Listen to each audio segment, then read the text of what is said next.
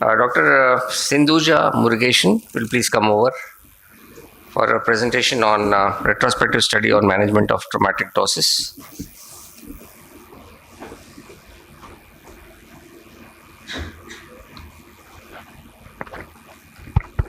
Hello. Good afternoon. So I'll be talking on the retrospective study of the management of traumatic ptosis. So it's the most common cause of blepharotosis. So multiple causes are there which causes traumatic ptosis.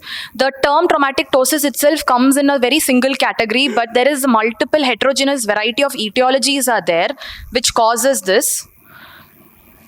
So we present a retrospective study analyzing the nature of the injury, various mechanism of traumatic ptosis which is necessary for prognostic counseling to the patient and decision to the appropriate management. So ideally conservative treatment is done because there is more chances of spontaneous resolution. So surgery should be done within a minimum of at least after 3 to 6 months. So it's a retrospective study. All patients with post-traumatic ptosis were included, and mechanism, nature of injury, mechanism of ptosis, and prognosis and management were documented. So exclusion criteria was previous any lid surgeries, pre-existing ptosis, and patients who lost to follow-up and consent not given. So patient demographics, mechanism of injury, and the result of traumatic ptosis and interventions were studied. Ptosis evaluation with measurement of eyelid position, the MRD1, levator muscle action, Bell's phenomena, extraocular movement at baseline and over the course of management were noted. So in patients where surgery was performed, it was based, the decision of was based on the MRD1 and the LPS action. So if the LPS action was good, more than 5 millimeters, LPS resection was done. If it was poor, frontalis sling with silicone rod by Fox pentagon method was done. So 14 patients were included, out of which 9 were males and 5 were females. So most common cause was the road traffic accident followed by the hook injury. So other coexisting features at the initial presentation most commonly we saw was lid tear and then followed by facial fractures. So we classified the 14 patients under 4 subcategories. Under myogenic ptosis, where the direct injury to the levator muscle, so this was common and 6 patients were seen in our study. Then the aponeurotic type, where there was dehiscence of the levator aponeurosis, this was most commonly seen in the hook injuries. Mechanical ptosis because of the cicatricial band or the scar which caused the weighing of the lid. Neurogenic ptosis mostly by the third nerve palsy and the sympathetic fibers. So in the mean presentation of MRD1 at the initial presentation was minus 0.55 millimeters. Among all the patients in the subgroups, improvement was there in the MRD1 except in 2 patients with myogenic ptosis. The mean MRD1 at 3 months was plus 2.23 millimeters, which was very significant.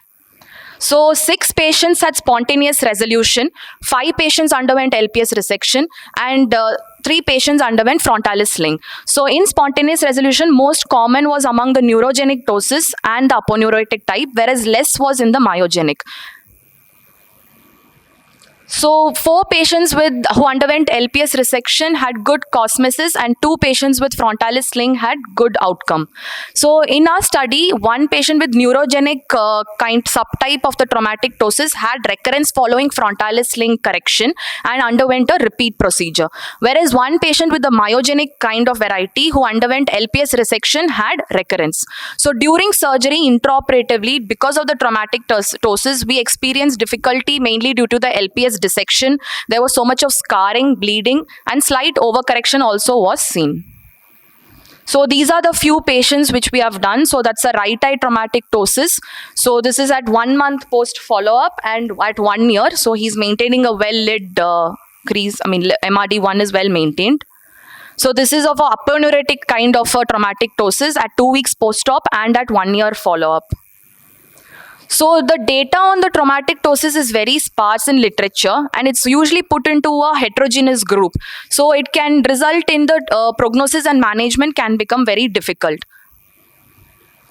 So, what usually we have to wait at least for 3 to 6 months following trauma for surgical intervention. For the initial period for acute inflammation and edema, conservative management should be given in form of oral steroids.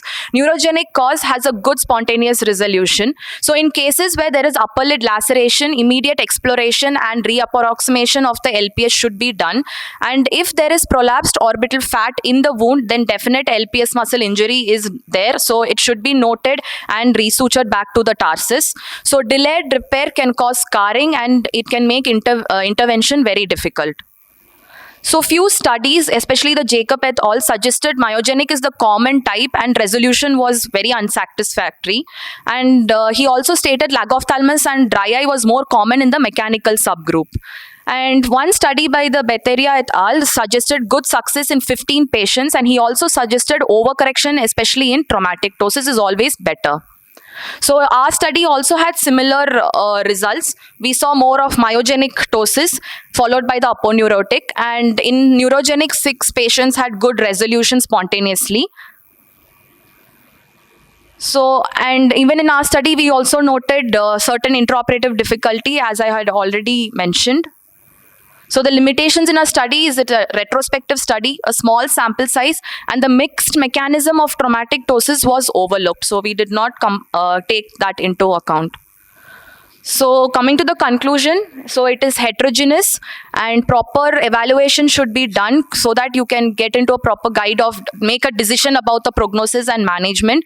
And we would suggest avoiding the use of a broad term as traumatic ptosis and to classify according to their subtypes to maintain the, to counsel the patients, and it would be appropriate for its prognosis and management. Thank you. What was the earliest time when you operated on a patient, and 6 months, sir. and longest? Longest was 8 to 10 months. 10 months. So for all patients, we gave a minimum of 6 months. What about the cosmetic consistency? Because of the scarring and other related features, like certain patients had fractures and involving anaphtalmus and all that. So little bit cosmetic discrepancy was there, but comparatively it was good. The lid height was maintained, lid closure was good. The contour also there was no contour abnormality as well. So, Exposure? Yeah. Exposure in frontalis, patients who underwent frontalis sling, there was no exposure keratopathy, but they did have lagophthalmus because we did take into the pre-op bells as well before doing the surgery.